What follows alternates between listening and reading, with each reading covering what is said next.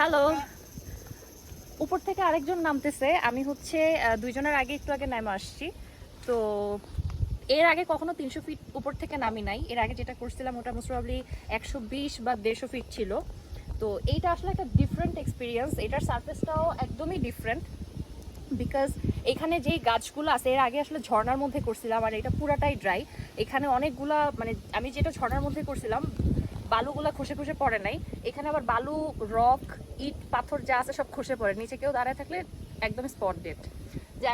এই জায়গাটাতে দাঁড়ানো খুবই রিস্কি। আর উপর থেকে আমি অনেক কষ্টে কষ্টে ভয়ে ভয়ে যে এরকম করে পিছন দিকে তাকাইছি, কয়েকবার হার্ট অ্যাটাক করে ফেলতে নিয়েছিলাম, কারণ এত উপর থেকে তাকাইলে খুব স্বাভাবিক মানে ভয় লাগারই কথা।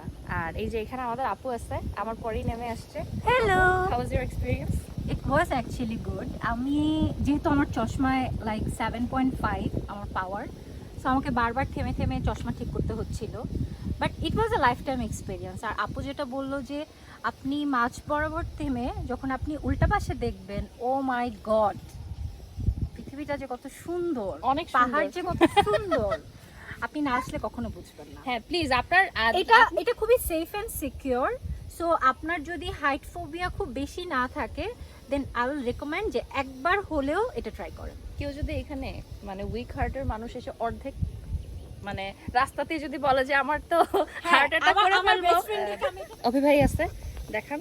ভাই হইতেছে এতক্ষণ ড্রোন উড়াইতেছিল, প্লাস এখানে অ্যাঙ্কর পয়েন্টে ছিল।